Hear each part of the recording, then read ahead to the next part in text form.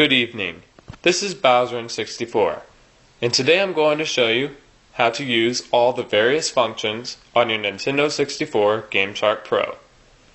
These functions vary greatly depending upon your firmware version of your Gameshark, such as if you have 3.3, you will have the code generator, you will have the memory card manager, and along with some other really cool stuff that doesn't come with lower firmware Gamesharks.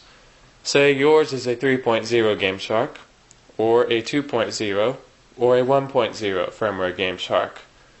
If you have lower versions than what I'm showing you today, some of the features I am showing you may not exist or work properly on your Gameshark. So, to guard against all those errors and ensure that you only have to watch this video once to know what to do with your Gameshark, I suggest using a 3.3 version. You can always tell if a version is 3.3, usually, by looking at the back and seeing if it has a parallel port. If it has a parallel port, it's usually a 3.3 Gameshark or a 3.0 Gameshark. Please note that all firmware from a 3.0 Gameshark, I believe, can be upgraded via a parallel cable to 3.3 firmware, 3.2, whatever you desire, as long as it's above 3.0 firmware. Alright, just a little note, I have seen other Gamesharks that are 2.0 or something.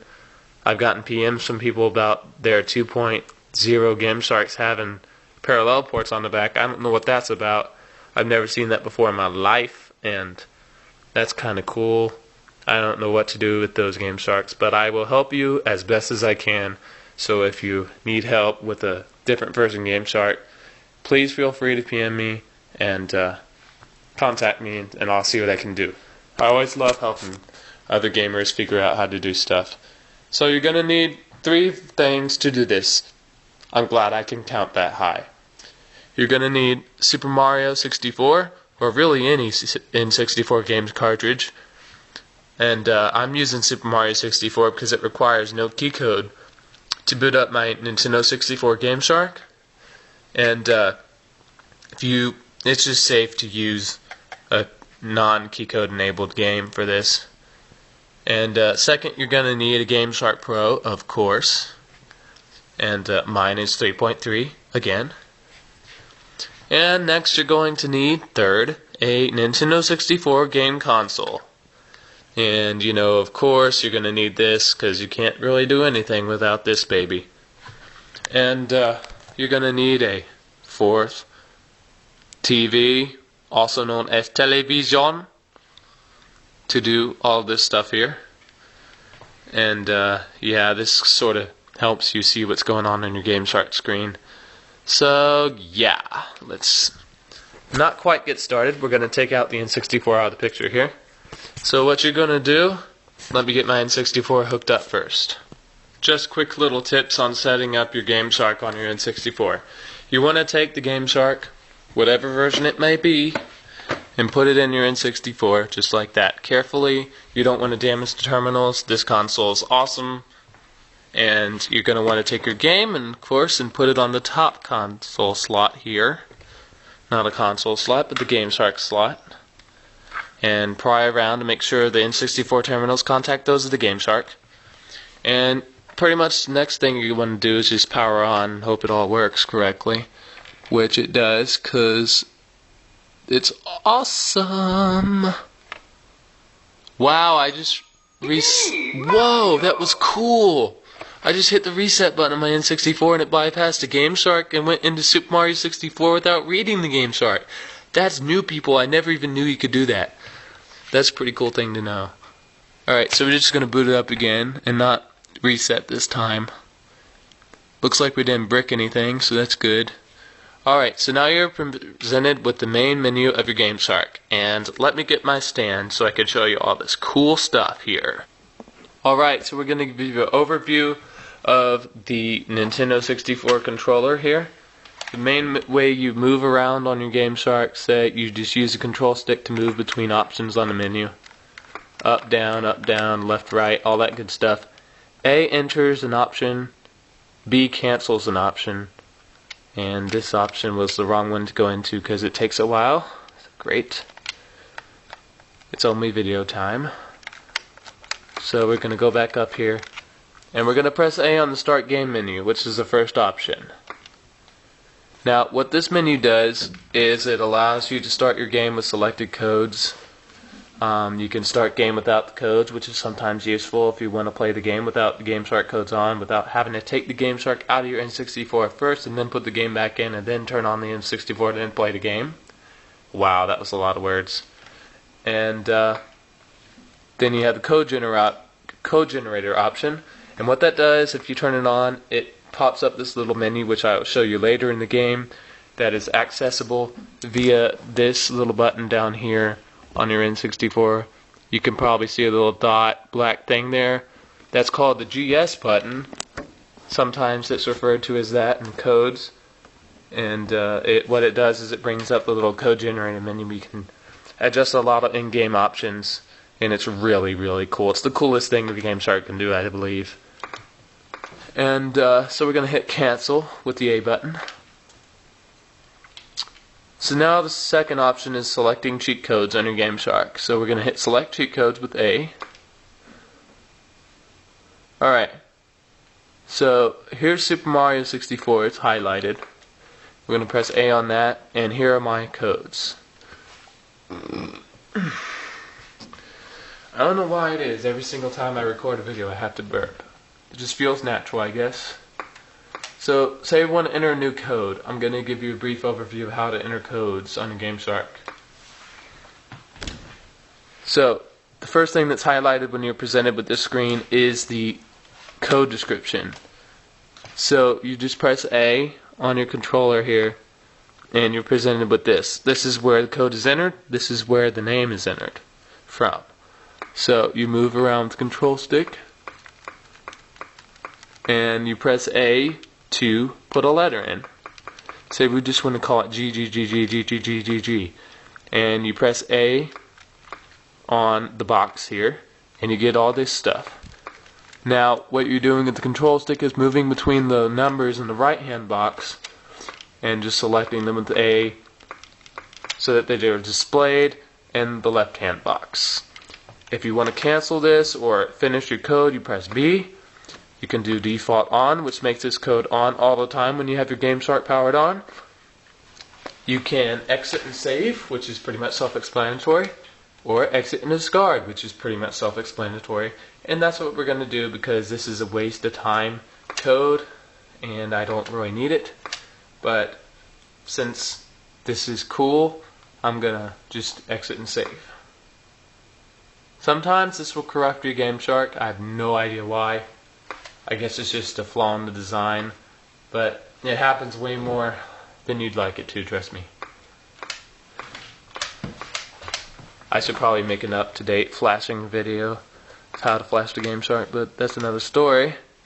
So we're going to select a cheat code here, and to select cheat codes you just press up and down on the control stick. You press A on the code to turn it blue, which means it's on. If you go on that code and press A again, it turns it off, which makes it gray.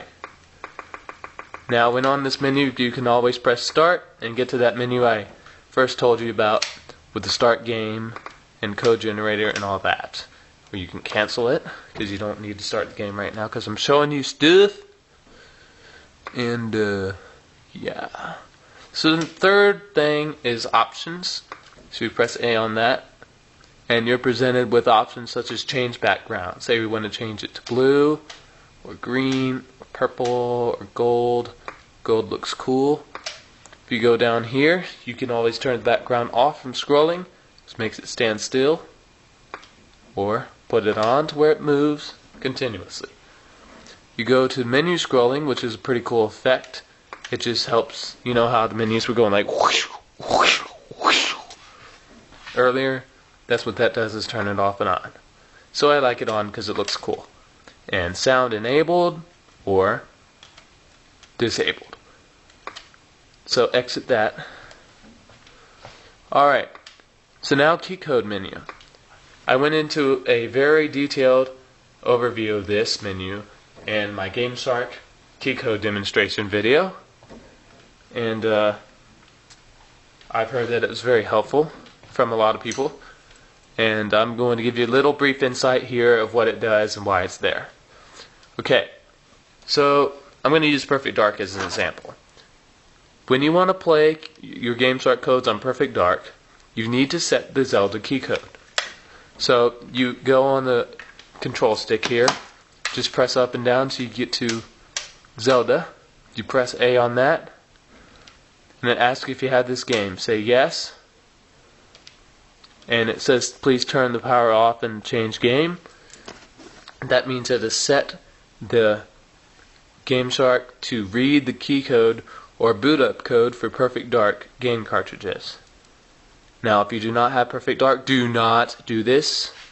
Or if you don't have any other game that shares this key code, do not do this. What key codes are is basically hard-coded codes that are pre-programmed into your games, telling your N64 to boot the expansion pack or boot the memory expansion pack and make all things work correctly and all that good stuff. So we're not really going to start this game, so we're just going to press B and go back. Now, if you want to set factory default and not have any key codes on, you just press Z on your controller, and it sets the factory default, which is Mario 64. And you also have your custom key code selection, which is kind of pointless because I haven't had to use it. Well, that does make it pointless, but you know what I'm getting at. Say you want to build your own key code, you just press A on the numbers here, and you're able to change them with the control stick. I have no idea why this is even here. I'm guessing it's for very experienced Gameshark hackers that need to make their own key codes for games and stuff. Like, say you have the kiosk demo of Mario 64, you might need a different key code to have Gameshark codes on that. I don't know. But it's kind of pointless. I guess it's cool that you can customize your key codes, but if you set these key codes, oh man, you can brick your Gameshark forever. I'm saying forever. If you set a key code that's not shared by a real game in the real world, you're out of there.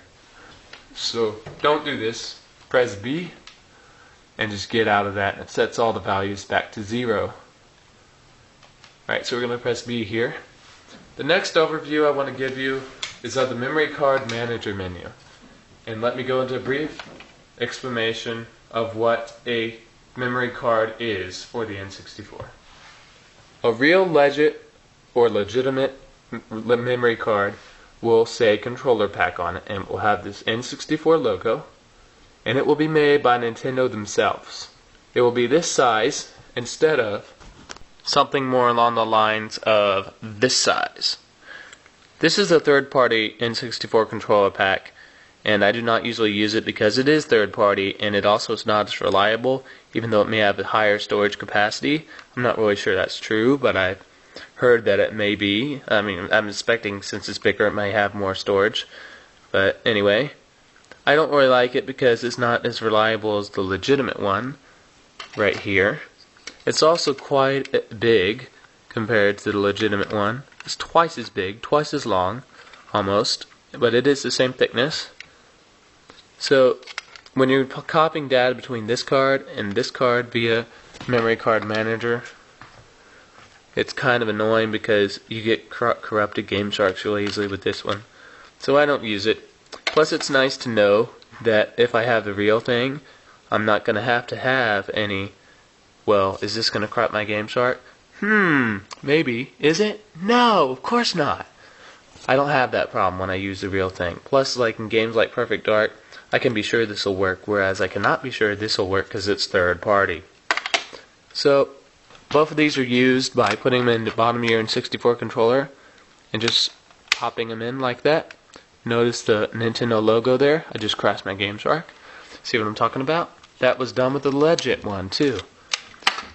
Now, here's the other one, third party one, put in the same way, but look how much it sticks out. Kind of pointless, huh? Yeah, so that's why I use the real one. So that's pretty much all my video. I can't really give you a demonstration of the memory card manager because I don't have time. And the code generator I said I would show you, but I don't have enough time for that either. I'll make a video about that on itself. How's that? Thanks for watching, comment and rate, and I hope you found the video helpful. If I missed anything, just send me a PM and I'll be sure to help you. Thanks for watching, and have a good night.